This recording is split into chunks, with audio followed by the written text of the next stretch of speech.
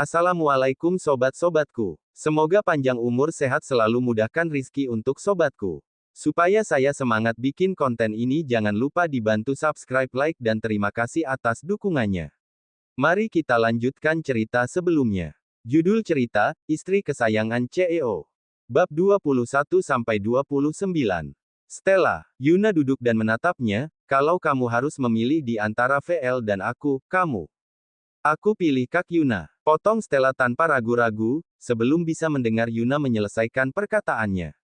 Yuna tertegun sejenak, lalu tersenyum, sebenarnya, bekerja di sini cukup baik untuk Stella. Bagaimanapun juga, pekerjaan ini stabil dan gajinya juga tinggi. Sifatnya pemarah dan dia tidak suka berinteraksi dengan banyak orang yang biasanya rumit, tapi dia memiliki kemampuan yang baik. Jadi, studio ini sangat cocok untuknya. Yuna sendiri tidak mungkin bekerja di VL lagi, tapi dia tanpa sengaja jadi melibatkan Stella. Dia jadi merasa tidak enak pada Stella. Hanya saja, tak disangka Stella juga memilihnya dengan tanpa keraguan sedikit pun. Padahal kalau dilihat-lihat, dia juga mendapatkan cukup banyak keuntungan bekerja di sini. Keduanya saling memandang dan tersenyum. Tidak ada yang perlu mereka katakan. Oh ya, apa Kak Yuna sudah memutuskan untuk bekerja di New Life? Karena mereka sudah memutuskan untuk keluar, Stella pun langsung bertanya, kalau begitu, apa aku boleh ikut ke sana? Dia menanyakannya dengan hati-hati, takut akan menimbulkan masalah bagi Yuna.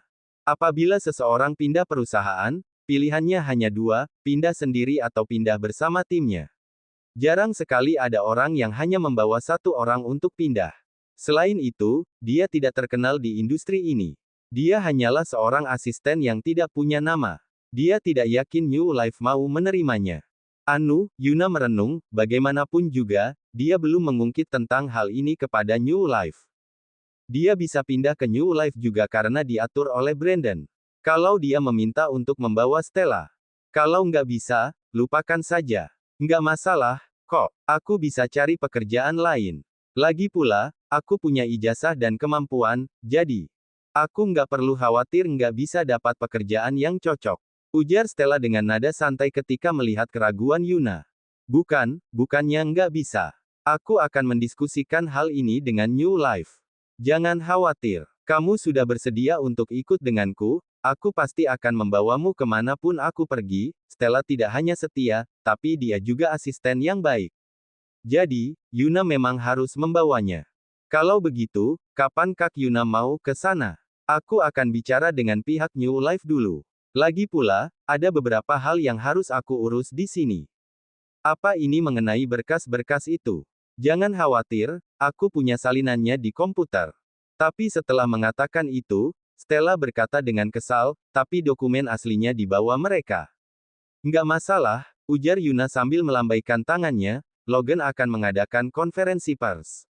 Dia menyuruhku mengaku dan berbohong. Apa? Stella hampir melompat ketika mendengarnya, kenapa dia bisa begitu nggak tahu malu, sih? Parfum-parfum ini dan semua bahan pewangi ini kita kembangkan dengan susah payah. Kak Yuna sudah menghabiskan banyak tenaga dan waktu untuk melakukannya, tetapi dia merebut semuanya. Dan sekarang dia mau memfitnah Kak Yuna lagi.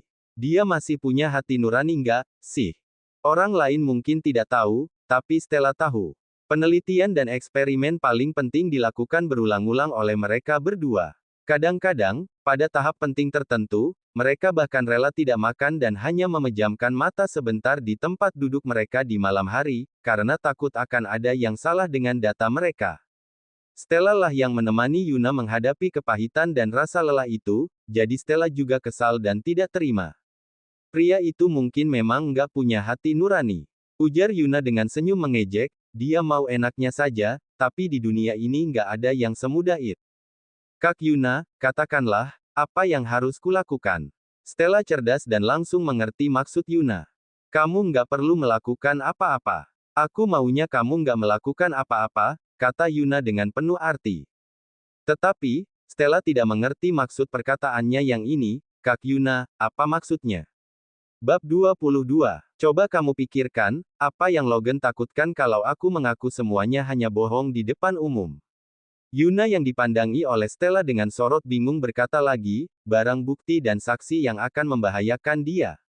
Dia sudah ambil barang bukti, tapi saksi. Saksinya adalah aku. Stella menunjuk wajahnya dengan ekspresi yang akhirnya mengerti.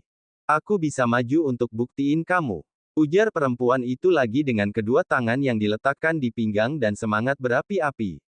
Pas sekali kita bisa bongkar sifat aslinya. Biar semua orang tahu dia sebenarnya orang yang seperti apa. Yuna tertawa kecil sambil menggelengkan kepalanya dan berkata, jangan, kamu jangan maju. Yang perlu kamu lakukan selama beberapa hari ini adalah liburan. Benar, liburan. Logan nggak perlu kamu bersaksi untuk dia, yang dia perlu hanya nggak ada orang yang bisa menjadi saksiku. Kalau sekarang kamu pergi, pasti akan jauh lebih baik baginya.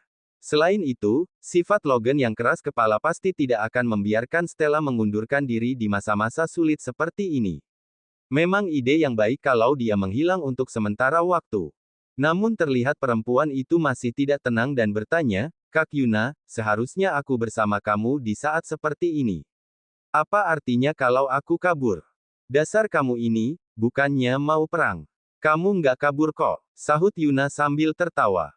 Lagian aku ada cara sendiri. Kamu mau bareng aku, kan? Kalau gitu kamu istirahat dulu sementara waktu, setelah itu aku akan ada kerjaan yang membuatmu sibuk. Meski dalam hatinya masih ada banyak sekali rasa ragu, tatapan penuh keyakinan Yuna membuatnya menganggukkan kepalanya. Ditambah lagi dengan kerja sama mereka yang sudah sekian lama membuat Stella mempercayainya. Oke, aku ikuti kata-katamu. Yuna berencana untuk pergi ke New Life setelah keluar dari kantor. Dia menunggu taksi di samping trotoar jalan raya. Tiba-tiba sebuah mobil sedan hitam berhenti di depannya. Jendela mobil bergerak turun dan memamerkan wajah tampan bak dewa Yunani milik Brandon yang membuat Yuna terkejut.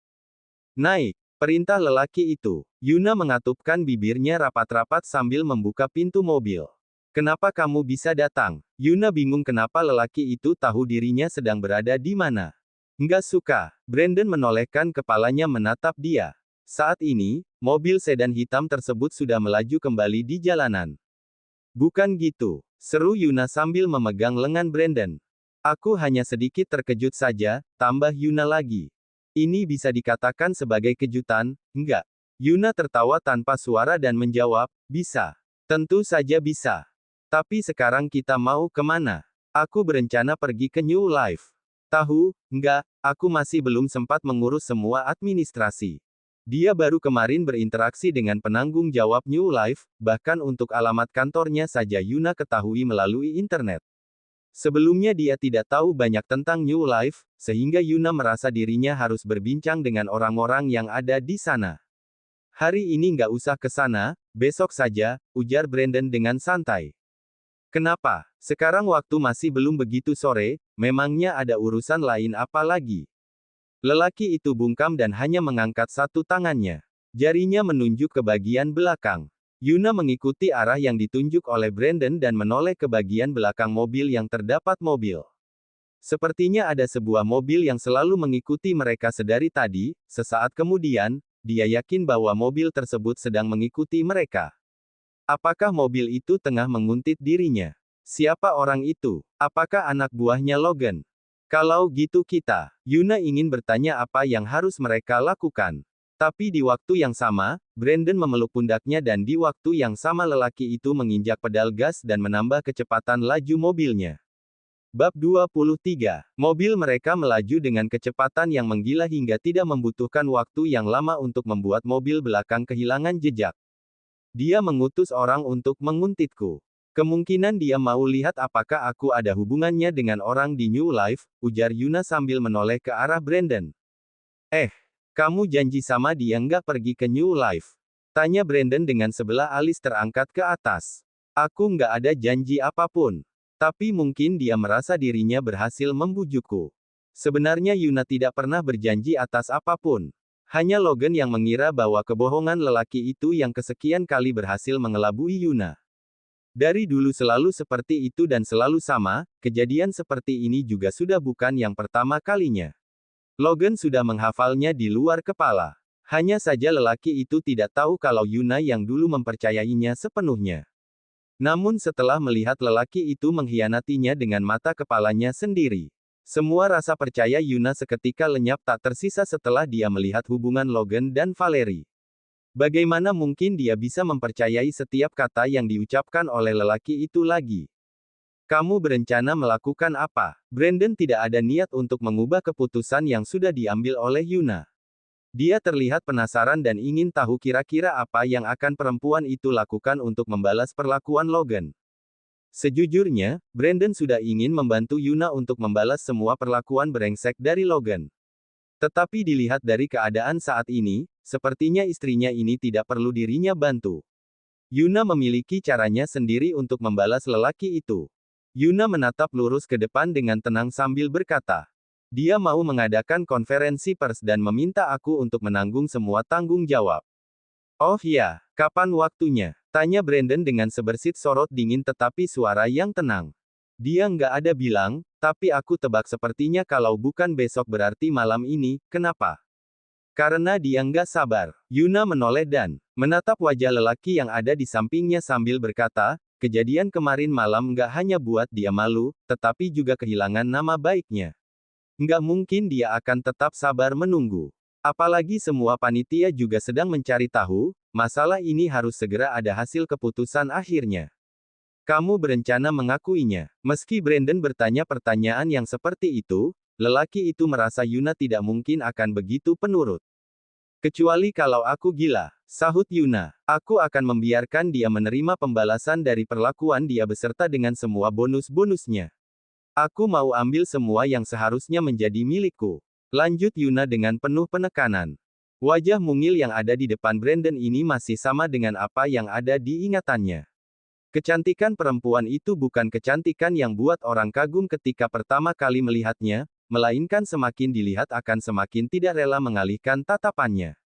Semakin dilihat akan terasa semakin cantik hingga rasanya tidak tahan untuk tidak menyayangi perempuan itu dengan sepenuh hati.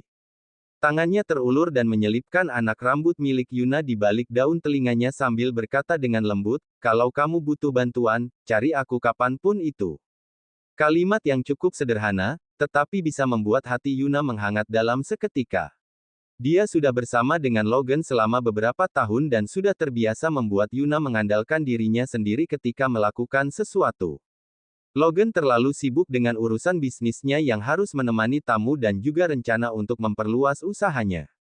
Hingga pada akhirnya lelaki itu tidak memiliki waktu untuk menemaninya makan, menonton bioskop bahkan untuk sekadar mendengarkannya bercerita dan mengobrol. Yuna hanya bisa merasakan kasih sayang lelaki itu ketika saat-saat menganalisis produk baru dan hari ketika hasilnya keluar. Selain itu, dia kerap merasa dirinya tidak ada apa-apanya jika dibandingkan dengan karyawan Logan yang ada di kantor. Jika Yuna mencoba mengeluarkan keluh kesahnya, lelaki itu akan meminta Yuna untuk berbesar hati dan mengerti dirinya. Logan mengatakan bahwa tidak seharusnya dirinya bersikap kekanak-kanakan. Setelah itu, Yuna merasa lambat laun dirinya sudah terbiasa. Kedua bola matanya tanpa sadar memanas ketika mendengar Brandon mengatakan kalimat seperti itu. Yuna menyandarkan kepalanya di bahu lelaki itu dan berkata, pasti, Brandon sedikit terkejut karena tidak menyangka Yuna akan berinisiatif menjatuhkan kepalanya di bahunya. Dari samping telinganya terdengar suara lembut perempuan itu yang membuat kedua sudut bibir Brandon terangkat ke atas. Sekarang kita mau pergi kemana? Tanya Yuna yang masih berada dalam pelukan lelaki itu dengan penasaran. Pergi makan saja, jawab Brandon. Kamu pasti belum makan, kan? Lanjut lelaki itu lagi. Kok, kamu tahu? Tanya Yuna dengan bingung dan tidak mengerti. Apakah lelaki itu meletakkan kamera pengintai di tubuhnya? Bab 24. Brandon terbahak seakan dia bisa menebak apa yang dipikirkan oleh perempuan di depannya ini. Aku nggak mungkin meletakkan kamera pengintai. Semua orang yang mempunyai mata bisa melihat, dan yang punya telinga juga bisa mendengar. Jari lelaki itu menusuk-nusuk bagian perut Yuna dengan pelan. Yuna yang merasa geli otomatis menghindar. Detik itu juga dia baru menyadari ternyata perutnya sudah mengeluarkan protes sedari tadi. Brandon membawanya ke restoran yang ada di pertengahan gunung. Restoran tersebut cukup terkenal di kota karena bentuk bangunannya yang unik dengan pemandangan yang luar biasa. Di saat makanan barat dijadikan sebagai makanan termahal, restoran ini justru menghidangkan makanan Asia sebagai makanan utamanya. Mereka juga mendatangkan berbagai koki ternama. Tidak peduli rasa masakan seperti apapun yang pelanggan inginkan, mereka pasti akan mengabulkannya dan menemukan rasa yang paling cocok bagi pelanggan tersebut. Tentu saja harga dari masakan mereka juga luar biasa mahal. Bukan orang biasa yang bisa menikmati makanan di restoran itu. Meski begitu, banyak orang yang sulit mendapatkan tempat kosong di restoran itu. Bahkan ada tempat duduk yang dikhususkan untuk orang-orang tertentu. Contohnya seperti lelaki yang duduk di depan Yuna saat ini, yang tengah menerima buku menu dan menyerahkan buku tersebut pada dirinya. Sejak mobil lelaki itu masuk ke dalam restoran, sudah ada orang yang melayani mereka. Sepertinya Brandon sudah mereservasi tempat ini sedari awal. Kamu yang pesan, kata lelaki itu. Nona suka masakan seperti apa? Kami ada menu khusus yang bisa menjadi pilihan Nona, ujar salah satu pelayan yang ada di samping mereka. Yuna berpikir sebentar dan menjawab, masakan Jawa saja. Setelah itu dia mengangkat wajahnya dan menatap Brandon sambil bertanya, kamu bisa nggak? Aku bisa semuanya, jawab lelaki itu tanpa ragu. Sepertinya lelaki itu tidak termasuk orang yang pemilih.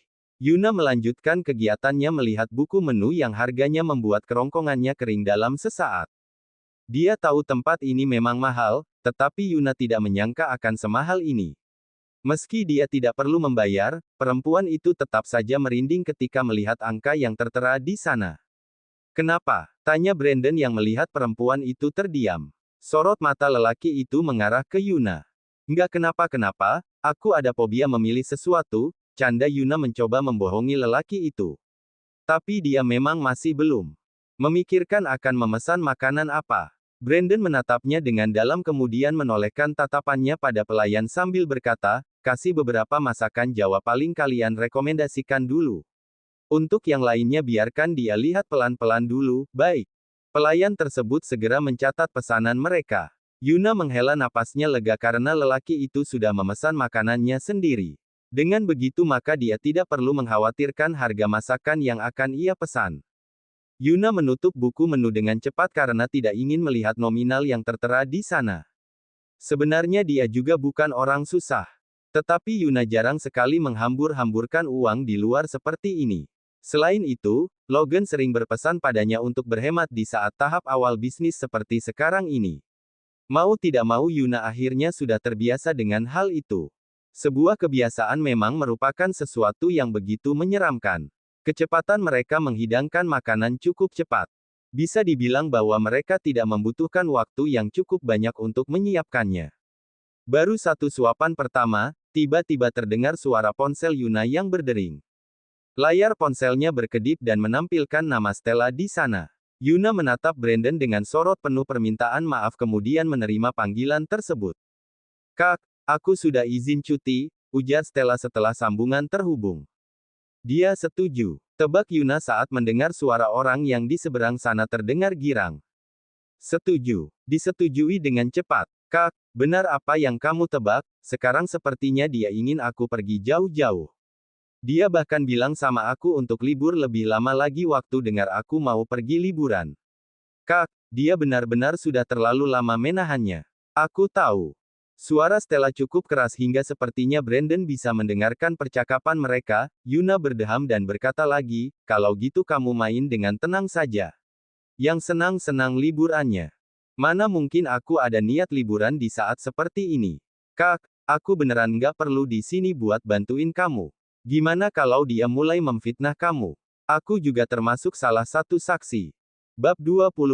Beneran nggak perlu. Stella, dengerin aku. Kamu sudah terlalu banyak menghabiskan waktu untuk sibuk dan perlu istirahat.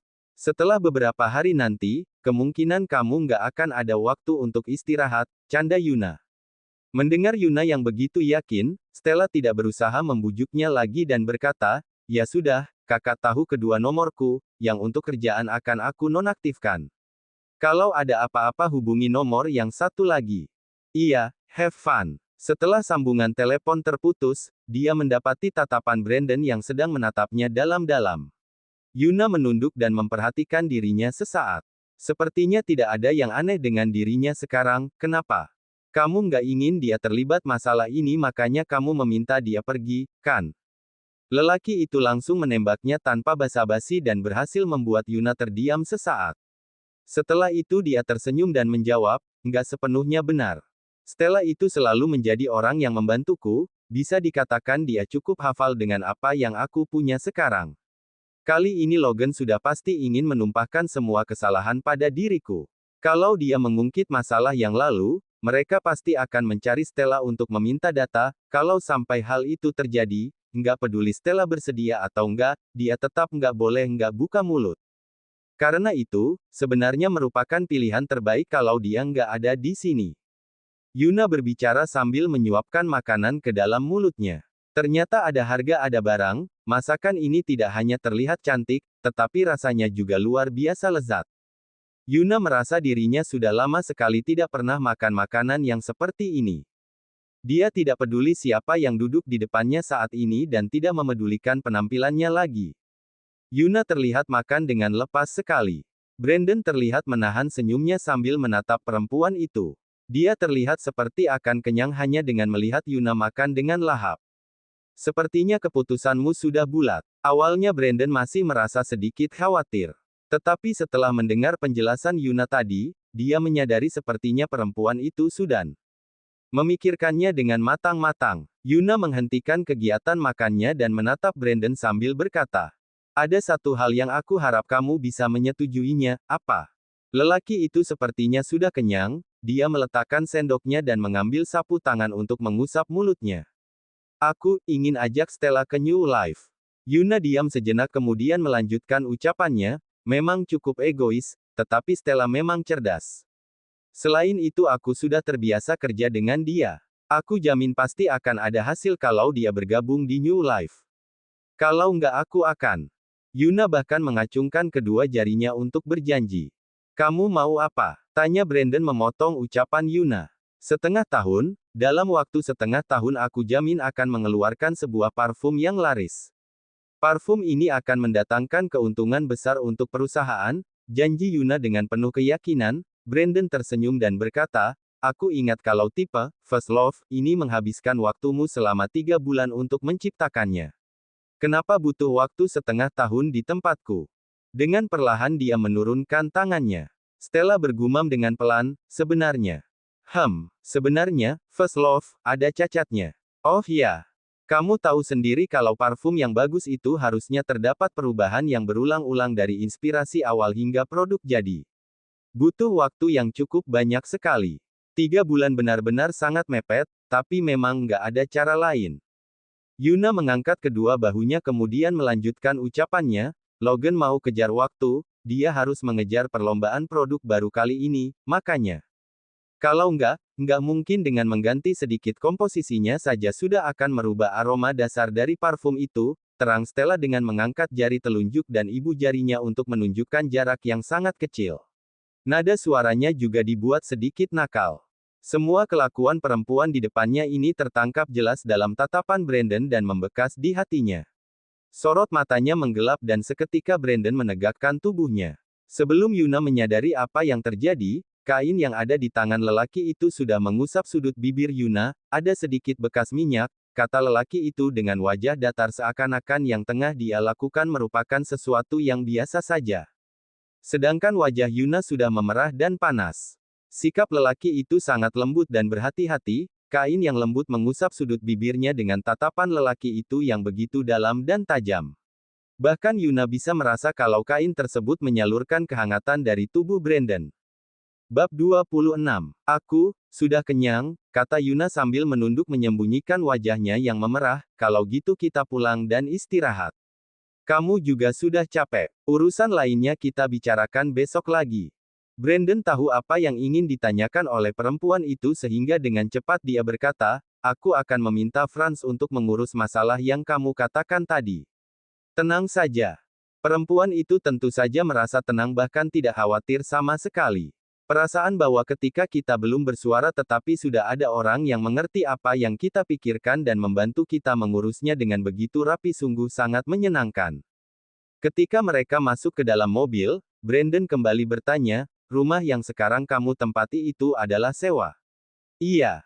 Kembalikan saja sewaannya, pindah ke tempatku, ujar Brandon sambil menggenggam tangannya dengan lembut.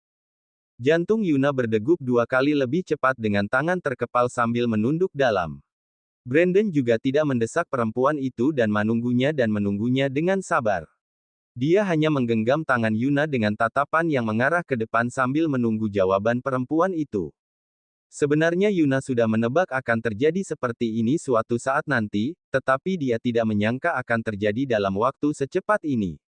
Surat nikah sudah mereka terima, mereka juga pernah tidur bersama. Bisa dikatakan mereka adalah suami istri yang sah dan sudah sepantasnya mereka tinggal bersama. Yuna mengangguk dan berkata, "Oke, aku bantu kamu pindahan sekarang." Ternyata lelaki ini memang lebih suka langsung bertindak. Mobil mereka tiba di sebuah komplek dalam waktu cepat. Yuna tidak meminta Brandon masuk dan hanya naik ke kamarnya seorang diri. Dia membereskan barang-barang yang seperlunya saja. Hanya beberapa baju saja, sedangkan keperluan tidur yang lainnya dia tinggalkan begitu saja. Dokumen pribadi disimpan dalam tas. Setelah itu Yuna menghubungi pemilik rumah untuk mengembalikan rumah. Dia juga tidak lupa memeriksa kembali ada barang yang tertinggal atau tidak. Yuna baru menyadari ternyata selama ini nyaris hanya dirinya saja yang ada di rumah ini. Dari awal hanya dia yang berjuang. Perempuan itu berdiri di depan pintu kamarnya sambil menatap ruangan tersebut dalam-dalam. Anggap saja tatapan itu merupakan sebuah salam perpisahan. Brandon hanya melihat Yuna menenteng satu tas dan terlihat sedikit terkejut sambil bertanya, "Hanya ini saja?" "Yang penting hanya ini saja, sisanya nggak penting." Untung saja Logan tidak ada, jadi tidak perlu berbasa-basi dan membuang tenaga dengan lelaki itu. Yuna hanya diam sepanjang perjalanan, begitu juga dengan Brandon. Dia hanya menggenggam tangan perempuan itu tanpa melepasnya sedetik pun. Ibu jarinya mengelus punggung tangan Yuna dengan lembut. Mobil mereka masuk ke dalam sebuah rumah yang mewah dan merupakan salah satu villa termahal di kota tersebut. Kompleks tersebut merupakan kompleks yang terkenal akan kemahalannya. Semua rumah yang ada di dalam kompleks tersebut pasti terdapat taman yang indah yang dirancang dengan sedemikian rupa. Orang yang tinggal di tempat tersebut tidak hanya kaya raya, tetapi juga memiliki kedudukan yang penting. Yuna tidak heran dengan Brandon yang bisa tinggal di tempat ini. Dia hanya tidak menyangka kalau rumah seluas ini ternyata tidak ada asisten rumah tangga. Semuanya dikerjakan oleh teknologi otomatis yang luar biasa nyaman. "Kamu tinggal seorang diri saja?" tanya Yuna setelah memastikan tidak ada orang lain yang ada di dalam rumah ini. "Setelah ini akan ada 2 orang," jawab Brandon. Dia meletakkan kunci rumah ke dalam telapak tangan Yuna. Bab 27. Aku suka ketenangan, akan ada orang yang datang bersih-bersih setiap 2 hari sekali, kata Brandon sambil melonggarkan dasinya. "Aku mau mandi, kamu istirahat dulu. Di dalam ada ruangan pakaian yang kosong. Kamu bisa letakkan barangmu di dalam sana." Setelah selesai mengatakan kalimat tersebut, lelaki itu begitu tinggi dan memiliki area yang relatif lebih luas. Keseluruhan desain rumah ini bernuansa sejuk dengan motif garis-garis yang sederhana tetapi rapi hingga memberi kesan orang yang menempatinya juga dingin dan gesit. Yuna mengangkut tasnya dan masuk dan dibuat tercengang dengan ruangan walk-in closet yang ada di depannya. Tempat tersebut bisa dikatakan sebagai ruangan kamar karena cukup luas untuk menyimpan pakaian saja. Selain 2 lemari yang terisi dengan pakaian lelaki, sisanya masih kosong. Dia sendiri juga tidak memiliki banyak barang yang bisa memenuhi tempat tersebut. Yuna mulai sibuk menggantung pakaiannya satu persatu pada gantungan baju. Hingga pada tas terakhir, dia mengeluarkan sebuah kantong kecil yang berisi dokumen-dokumen penting. Identitas diri, ijazah dan yang lainnya ada di dalam sana. Dia teringat dengan sebuah dokumen yang baru saja diterima kemarin masih belum disimpan di dalam sini. Brandon membawa kedua surat nikah mereka dan tidak tahu lelaki itu letakkan di mana. Yuna berencana menanyakannya pada lelaki itu nantinya. Tiba-tiba ponsel di dalam sakunya berdering, dia mengeluarkan dan tertera nama Logan di sana. Lelaki itu menghubunginya banyak sekali dalam waktu 2 hari ini. Bahkan jauh lebih banyak dari akumulasi jumlah telepon darinya selama 2 bulan sebelumnya. Yuna menerima panggilan tersebut dengan gerakan santai dan perlahan, suaranya terdengar sangat malas ketika menyahut orang yang ada di seberang sana. "Halo, Yuna, kamu pergi kemana?" Pertanyaan pertama saja sudah terdengar syarat akan interogasi. Memangnya Logan pikir dirinya masih sama dengan Yuna yang bisa dia perintah dulu? Sejak kapan Pak Logan begitu perhatian dengan keberadaan diriku? Balas Yuna bertanya balik. Setelah itu dia meletakkan kantong dokumen tersebut ke dalam laci. Nada bicara Yuna terhadapnya barusan membuat Logan kesal dan tidak terima. Dengan emosi tertahan dia berkata, Yuna, kamu bisa nggak bicara yang baik-baik dengan aku? Aku merasa nggak ada yang salah dengan cara bicaraku. Kalau kamu merasa cara bicaraku tadi nggak baik dan nggak benar, maka cari orang yang bisa bicara sesuai dengan keinginanmu. Yuna keluar dari walk-in closet bersamaan dengan Brandon yang baru saja selesai mandi. Rambut basahnya terlihat masih meneteskan air dengan handuk besar yang melingkar di bagian pinggul ke bawah. Tubuh bagian atasnya terpampang nyata dengan garis tubuh yang begitu sempurna. Lelaki itu melirik ke arah Yuna sekilas kemudian berjalan mendekat tanpa suara sedikit pun ketika menyadari perempuan itu sedang bertelepon dengan seseorang. Melihat Brandon yang mulai mendekatinya membuat napas Yuna melambat secara perlahan dan nyaris membuatnya lupa bagaimana cara bernapas yang baik dan benar. Suara Logan masih terus berkumandang di seberang telepon dan berkata, apa maksud ucapanmu? Bukannya aku sudah menjelaskan padamu waktu di kantor. Kamu ketemu dengan orang dari New Life. Memangnya kamu percaya dengan ucapan mereka? Yuna, kamu jangan bodoh, mereka itu sengaja menghasutmu. Coba kamu pikirkan kebersamaan kita selama beberapa tahun ini, memangnya kita belum cukup saling memahami. Seharusnya kamu tahu sendiri bagaimana sikapku padamu, kan? Jangan bersikap kekanak-kanakan lagi, aku dan Valerie nggak ada apa-apa. Sesyah, kamu jangan berpikir yang enggak-enggak. Kalau nggak ada urusan lagi, buruan datang ke kantor. Sekilas masih terdengar nada desahan, tetapi dengan cepat ditutupi oleh lelaki itu. Suara pelan tersebut juga dapat didengar oleh Yuna, sepertinya Valerie ada di samping lelaki itu dan tidak senang dengan ucapan Logan tadi.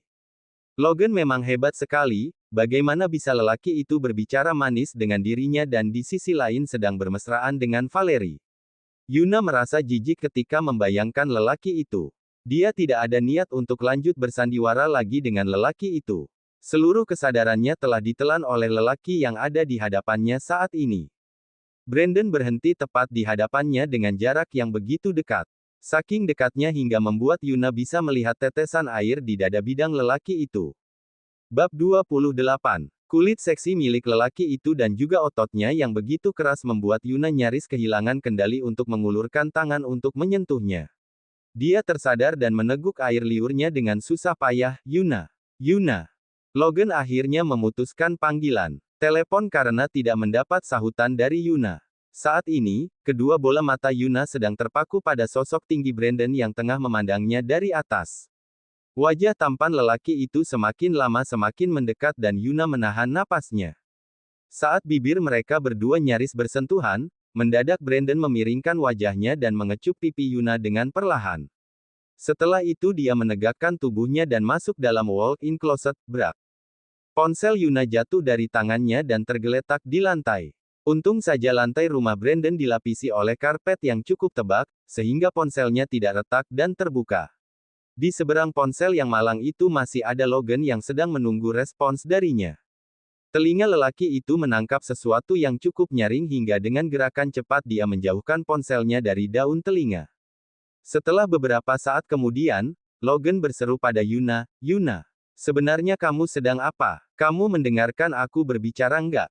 Yuna berjongkok dan mengambil ponselnya dan mendengar suara seruan dari seberang telepon. Dengan santai perempuan itu mengusap ponselnya dan memastikan dulu ada yang rusak atau tidak. Setelah itu dia menjawab, Pak, ada apa? Silakan langsung bicara saja. Kamu. Logan menahan emosinya yang nyaris meledak dan berbisik pada diri sendiri untuk bersabar pada sikap Yuna sebelum semua urusannya beres. Begini, konferensi pers yang aku bilang waktu itu akan diadakan malam ini. Nanti kamu datang ke kantor, kita akan berangkat bersama. Sekalian kita bahas dulu apa yang akan disampaikan nanti. Sebisa mungkin kita buat masalah ini cepat reda biar kerugian yang akan dihadapi oleh perusahaan semakin kecil. Yuna menyemburkan tawanya dan balik bertanya, kalau gitu kerugian untuk aku gimana? Logan terdiam membisu, dia melembutkan suaranya dan berkata dengan perlahan, Yuna, kamu tahu seberapa besar pengaruh masalah ini terhadap perusahaan. VL itu hasil jerih payah kamu dan aku, kamu sendiri juga mengorbankan banyak sekali untuk perusahaan ini, kan? Sudah pasti kamu nggak ingin terjadi sesuatu pada perusahaan. Kamu dengar aku, kali ini kamu berkorban sedikit. Setelah semuanya sudah terlewati, nama baik perusahaan pasti akan meningkat. Sampai saat itu tiba, kita akan menikah, oke? Menikah. Cih. Setiap kali Logan selalu membujuknya dengan alasan ini. Kali ini Yuna sudah tidak peduli lagi, baiklah. Yuna terdiam sejenak seakan dirinya sudah berhasil luluh. Benar apa yang kamu katakan, aku juga cukup banyak berkorban untuk perusahaan kita dan nggak ingin sesuatu yang buruk terjadi. Tapi, apa yang bisa Yuna korbankan juga bisa dia dapatkan kembali. Dia bisa membangunnya satu persatu, dan juga bisa menghancurkannya dalam sekejap mata.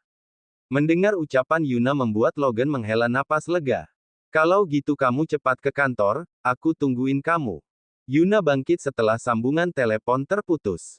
Matanya mendapati sosok Brandon yang sudah mengganti pakaian tidurnya dan terlihat sudah hendak tidur. Aku mau keluar, ujar Yuna. Acara konferensi persnya diadakan di malam ini, lanjut perempuan itu Iyagi. Dengan kemampuan yang dimiliki oleh Brandon, lelaki itu akan tahu meski Yuna tidak memberi tahunya. Jadi lebih baik dia jujur saja ketika menghadapi lelaki tersebut. Nggak perlu buru-buru, waktu masih sangat pagi. Kamu istirahat sejenak dulu saja. Dia mendekat beberapa langkah dan berkata lagi, aku sudah atur tingkat kepanasan airnya, semua keperluanmu sudah ada di dalam juga. Kamu jauh lebih membutuhkan istirahat banyak di saat datang bulan seperti ini untuk menjamin stamina yang cukup. Bab 29. Gosip di luar sana, mengatakan Brandon adalah sosok yang dingin dan cuek serta orang yang cukup kejam. Ternyata lelaki itu merupakan sosok yang cukup hangat dan jeli. Ternyata suhu airnya sangat pas sekali. Yuna mandi dengan nyaman dan mengganti pakaiannya dengan pakaian yang bersih. Selain itu ada perlengkapannya yang sangat nyaman hingga membuat masa-masa datang bulannya menjadi jauh lebih ringan. Benar apa yang Brandon katakan. Seharusnya Yuna beristirahat terlebih dahulu. Setelah tidur sejenak, Brandon memeluknya dengan erat hingga membuatnya merasa tenang dan nyaman. Keduanya hanya saling berpelukan tanpa melakukan apapun.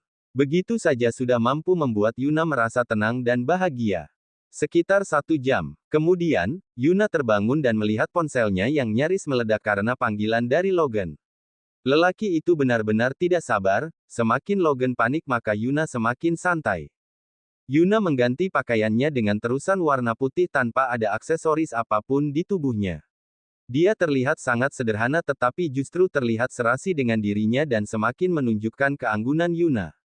Sebelum pergi, Brandon memeluk pinggul perempuan itu dan mengecup lehernya sambil berkata, kalau bisa, aku benar-benar nggak ingin melepaskan peganganku. Nggak akan, aku milikmu. Lelaki itu memeluknya dan mendaratkan ciuman yang sangat dalam pada bibir Yuna. Lelaki itu baru melepaskan pelukannya setelah mendaratkan 2 kecupan singkat yang lainnya. Aku sudah meminta Franz menunggu di luar, setelah selesai langsung pulang, iya, jawab Yuna sambil mengangguk. Setelah itu dia berbalik dan pergi dari rumah. Setelah tiba di tempat konferensi pers, Logan yang sedari tadi sudah menunggunya segera menghampiri Yuna. Lelaki itu memasang raut kesal dan berkata, kamu ini apa-apaan, sih? Aku telepon sebanyak itu tapi kamu nggak angkat. Kamu berhubungan lagi dengan orang di New Life. Memangnya yang aku bilang masih belum cukup jelas. Kamu tahu nggak apa akibat dari semua ini? Kamu. Yuna mengangkat wajahnya dan menatap Logan dengan dingin dan tajam. Lelaki itu seketika terpaku dan semua ucapannya tertahan di ujung tenggorokannya. Buruan masuk, lelaki itu tidak mengikuti apa yang dikatakan Yuna, melainkan mengulang ucapannya lagi sepanjang perjalanan. Dulu aku sudah pernah bilang padamu, kamu tahu apa yang harus kamu katakan nanti. Setelah hari ini, VL pasti akan semakin berkembang. Yuna, kamu harus nurut. Aku tahu kamu dewasa dan pengertian. Hari ini semuanya tergantung padamu. Yuna hanya mendengarkan dengan ekspresi patuh. Wajahnya terukir senyum tipis yang tidak hilang sedari tadi. Logan semakin panik saat melihat perempuan di sampingnya ini tidak berbicara. Dia ingin berbicara lebih banyak, tetapi tidak ada yang bisa dia bicarakan lagi. Pada akhirnya, dia mengangkat tangannya dan mendaratkannya di pundak Yuna. Wajah Logan mendekat ke daun telinga perempuan itu dan berbisik, "Aku percaya padamu, tapi sebaiknya kamu jangan berulah yang aneh-aneh. Kalau enggak, jangan salahkan aku enggak berperasaan." Setelah itu, dia melepaskan tangannya perlahan dengan tatapan yang menatap Yuna. Dalam-dalam, orang yang tidak tahu apa-apa pasti akan menyangka mereka berdua sedang berbisik mesra. Yuna menyimpan senyumnya dengan sorot mata yang berubah dingin sambil berbalik masuk ke tempat konferensi pers. Kedua mata Yuna menyipit ketika baru saja masuk ke ruangan tersebut. Sorot lampu yang sangat menyilaukan langsung menghampiri dirinya. Para wartawan sibuk mengangkat kameranya dan mengambil foto Yuna yang sedang melangkah masuk. Langkah Yuna berhenti sesaat, dan dengan cepat dia mencoba menormalkan sikapnya sambil melangkah naik ke pentas. Di depan sana telah disiapkan sebuah meja panjang dengan tempat duduk yang sudah diisi dengan para petinggi perusahaan VL. Terdapat 3 kursi yang akan diisi oleh Logan, Valerie dan juga Yuna. Bagus. Posisi paling tengah memang paling tepat. Cerita bersambung.